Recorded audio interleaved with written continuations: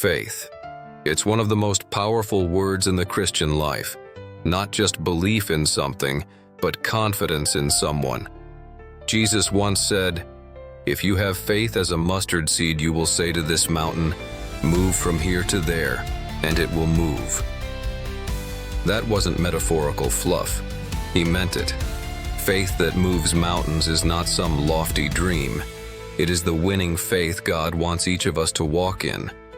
But what does that faith look like? How do you get it? And how do you hold on to it when life starts shaking? Let's journey through that together. When I was a teenager, I remember watching my mother pray. She wasn't dramatic. She didn't shout or pace or put on a show. She simply believed. When bills were stacked on the counter and no paycheck in sight, she would lay her hand on them and whisper, "Lord, you are our provider." I'd watch, skeptical but curious. The next week somehow a check would come in the mail. Groceries would appear. The rent would get paid. It wasn't luck. It was faith. Faith that moves mountains doesn't begin with spectacle. It begins in the quiet places, in the deep convictions, in the absolute trust that God will be true to His word. Hebrews 11:1 says, "Now faith is the substance of things hoped for, the evidence of things not seen." Faith isn't denial of reality. It's defiant confidence in a greater one. It sees what isn't visible and declares what hasn't yet arrived. There was a man named George Mueller in the 1800s who ran orphanages in England. He cared for over 10,000 children without ever asking for money. Instead, he prayed. Once, he sat the children down at the breakfast table. There was no food in the kitchen, no money to buy it. But he said, "Children, let us give thanks for the meal we're about to receive." Even though there was none, just as they bowed their heads, a baker knocked on the door. "God woke me up early," the baker said. "He told me you needed bread." Moments later, a milk cart broke down outside. The driver gave them all the milk, saying it would spoil if not used. Faith, it moves mountains. But mountain-moving faith often starts small. Jesus said, "If you have faith like a mustard seed." A mustard seed is tiny, almost unnoticeable. God doesn't require giant faith to start. He just asks that we start. Sometimes we think we need to feel strong to have faith, but faith isn't a feeling. It's a decision, a posture, a surrender. Consider Peter. When Jesus called him out onto the water, Peter actually walked on it. For a few seconds, he defied gravity. The laws of physics bent to his obedience. But then, he saw the wind. He felt the waves. He doubted, and he sank. Jesus caught him immediately. "Why did you doubt?" he asked. Not to shame Peter, but to show him he had the faith to walk until fear took over. Fear and faith fight for the same space in your heart. You can feed one or the other, and the one you feed wins. Winning faith is not a denial of obstacles. It acknowledges the mountain, but speaks to it in the name of the Lord. David faced Goliath with no sword in his hand, just a sling, 5 stones, and unshakable faith. He didn't compare the size of the giant to himself. He compared the giant to his God. That's the secret. Faith isn't about us. It's not about mustering up more strength or trying harder. It's about trusting God's character more deeply. Faith is anchored in who God is, not what we feel. There's a story in 2 Kings 4 about a widow whose husband had died. She was left with debt and 2 sons, and the creditors were coming to take the boys. Desperate, she went to the prophet Elisha. He asked, "What do you have in your house?" She replied, "Nothing, except a jar of oil." That "except" was enough. Elisha told her to borrow empty vessels from her neighbors. "Don't gather just a few," he said. Then she was to pour the oil into each vessel, and as she poured, the oil kept flowing. It filled every jar. Only when the last one was full did the oil stop. She sold the oil and paid off her debts. Her small faith turned into supernatural provision. God will use what you already have. Faith doesn't wait for ideal conditions. It acts. It moves, even if you only have a jar of oil. I once met a man who was told by doctors he'd never walk again. A spinal injury had paralyzed him from the waist down. But he refused to give in. He would pray daily, "Lord, I believe you're not done." His wife would lift him into a chair every morning. He started doing therapy exercises no one thought would matter. And after months, he began to feel tingling in his legs. Eventually, he stood. Then he took a step, then another. Today, he walks unassisted into churches and tells people, "God still moves mountains." Maybe your mountain is cancer. Maybe it's a broken marriage. Maybe it's a child who's run away from God. Or maybe it's depression that won't let go. Faith doesn't mean pretending it's easy. Faith means believing even when it's hard. Jesus once healed a boy possessed by a spirit. Before the miracle, the boy's father cried out, "Lord, I believe. Help my unbelief." And Jesus still answered. Even when our faith feels shaky, His power is steady. Sometimes winning faith just means holding on, not giving up, not quitting when the answer hasn't come. There's a story of a woman who prayed for her husband for 30 years. He was hostile to church, dismissive of God. But she never stopped praying. On his deathbed, he finally said, "Tell me about Jesus." And with tears, she led him to the Lord. That's faith. Abraham waited 25 years for the promise of a son. Joseph waited over a decade in prison before his dream came true. Moses wandered for 40 years before seeing the promised land. Delay doesn't mean denial. Faith keeps walking, even when the road is long. Faith is often built in the dark, in the waiting rooms, in the quiet prayers that seem unanswered. But it's in those moments that roots go deep. Character is formed, and the foundation becomes unshakable.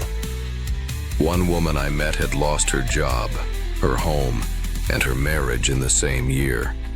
She was on the edge, but every day she would whisper Psalm 121, "I lift up my eyes to the hills. Where does my help come from?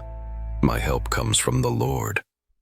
She found work, she found peace, and she found God in a way she never had before. Now she helps women in shelters find hope again. Her mountain became her ministry. That's what faith does. It turns tests into testimonies, wounds into wisdom, and pain into purpose. Jesus told his disciples, "Have faith in God." Then he said, "Whoever says to this mountain, 'Be removed and cast into the sea,' and does not doubt in his heart but believes, it will be done." He didn't say if you speak to the mountain. He said when. Mountain-moving faith speaks, declares, commands. It doesn't stay silent. Words matter. When faith speaks, heaven listens. God responds. Because faith agrees with his promises. There's a man in my church who was once an addict. Crack cocaine stole years of his life. But one day someone told him, "God can set you free." And he believed. Not much, just a mustard seed's worth. But that was enough. He entered a rehab program. He read the Bible every morning. He cried out to God in his brokenness. Today, he's not just free.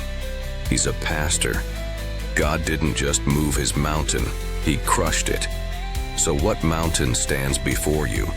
What obstacle feels immovable? God is not intimidated by it. He's not wringing his hands in worry.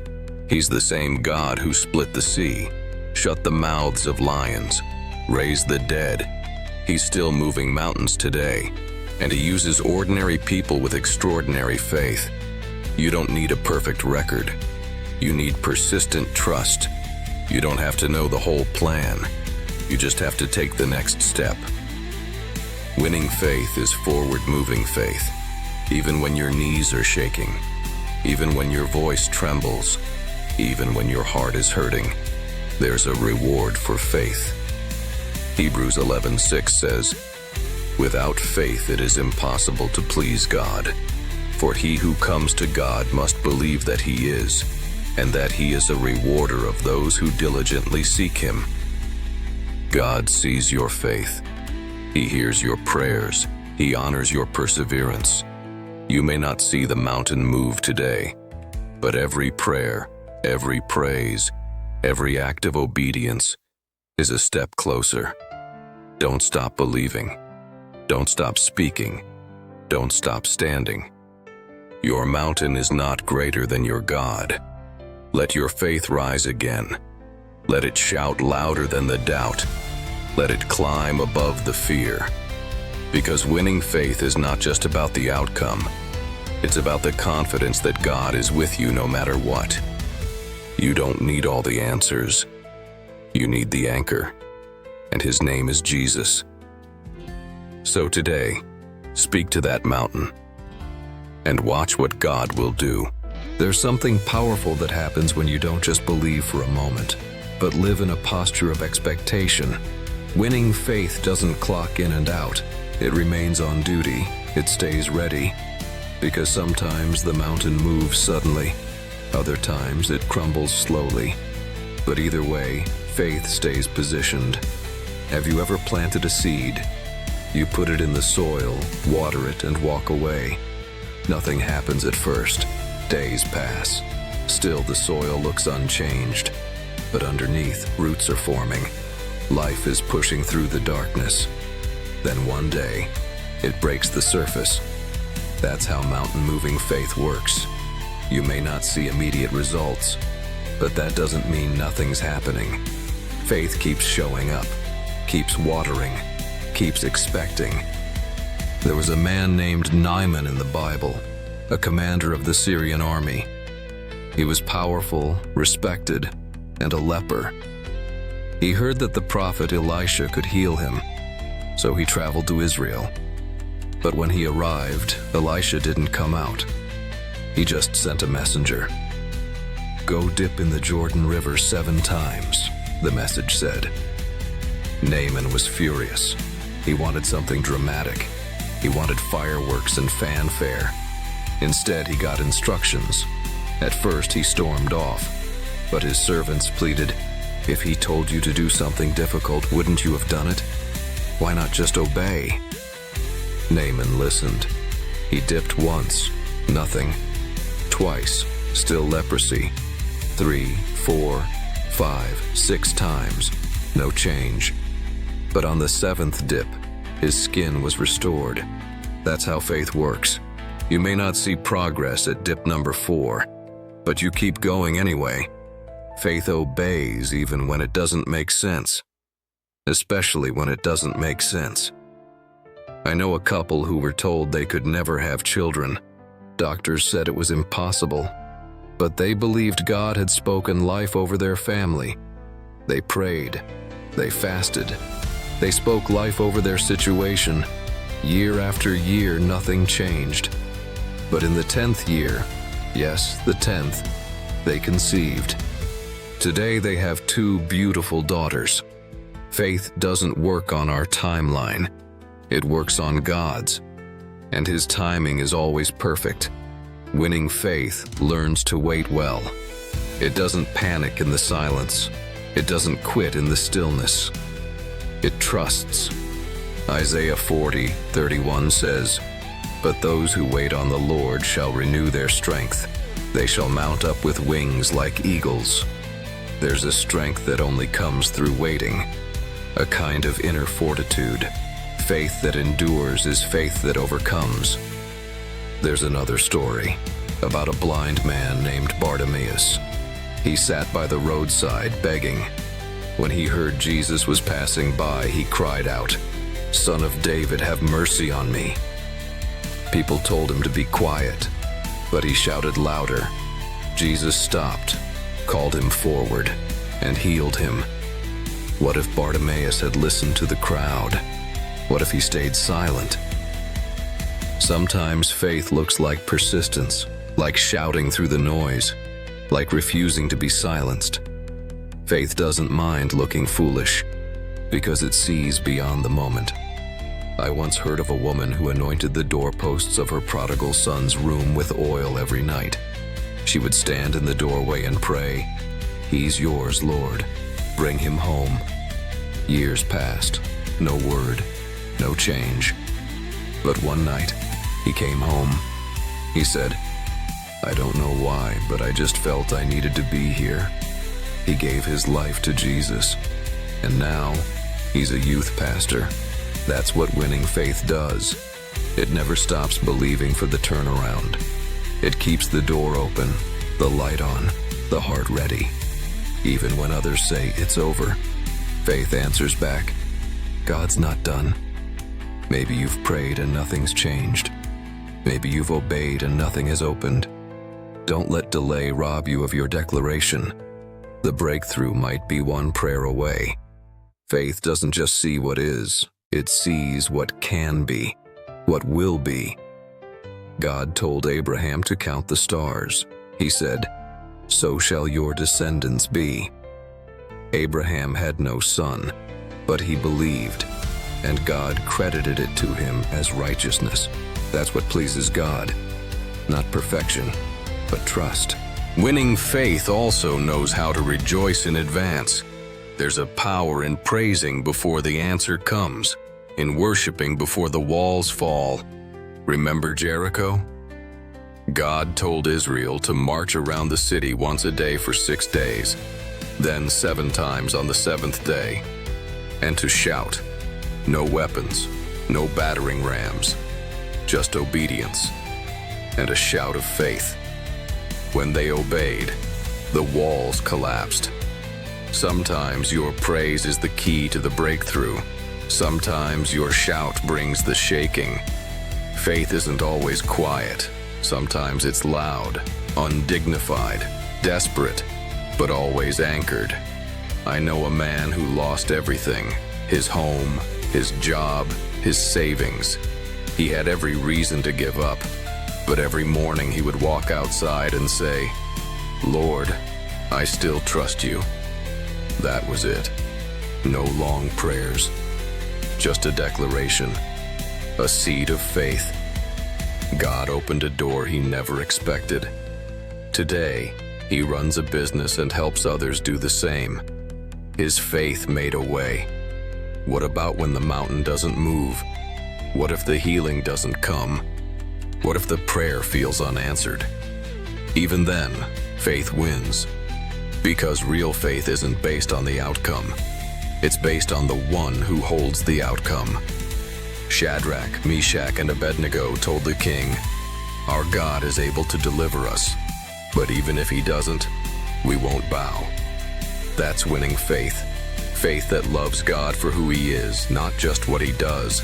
Faith that trusts even when the fire gets hotter, even when the furnace rages. And guess what? Jesus met them in the fire. They came out without even the smell of smoke. God may not always keep you from the fire, but he'll walk through it with you, and you'll come out stronger, refined, glowing with his glory. There's a deeper level of faith, where you move from "God, change this," to "God, change me." Winning faith doesn't just seek escape, it seeks transformation. It says, "Lord, use this, grow me, teach me, build my trust." Some of the strongest people I know have been through the deepest valleys, but they've emerged with unshakable faith. Because the valley isn't the end, it's the place where God reveals his sufficiency. Even though I walk through the valley of the shadow of death, I will fear no evil. Why? Because you are with me. That's the promise. Not the absence of difficulty, but the presence of God. Faith holds on to that. One woman I know lost her son unexpectedly. She was shattered, but in her pain she said, "I will not let go of God." She cried, she worshiped, she grieved, but she believed. Over time, her sorrow became a source of comfort to others. She started a ministry for grieving mothers. Her deepest pain became a wellspring of healing. That's faith. Faith doesn't run from sorrow. It clings to the Savior in the middle of it. Jesus himself said, "In this world, you will have trouble, but take heart. I have overcome the world." Winning faith holds both realities, the trouble of life and the triumph of Christ. It doesn't pretend life is perfect. It declares that God is present. So what does your mountain look like today? Maybe it's anxiety, addiction, insecurity, financial struggle. Whatever it is, God sees it. He's bigger than it, and he invites you to trust him with it. Faith says, "God, I can't, but you can. I'm weak, but you are strong. I'm scared, but you are faithful." And that simple shift changes everything. When you speak to your mountain, don't speak in your name. Speak in his, because it's not about the volume of your words, it's about the authority behind them. Jesus said, "All authority in heaven and on earth has been given to me," and he gave that to us. You don't have to shout at the mountain, you just have to believe. And sometimes, believing is the loudest shout of all. So stand up, square your shoulders and say, "Mountain, be moved." Whether it happens in a moment or over months, stay in faith, speak in faith, live in faith, and soon you'll look back and realize the mountain is no longer there. Not because of who you are, but because of who he is. That's winning faith, and it's yours today.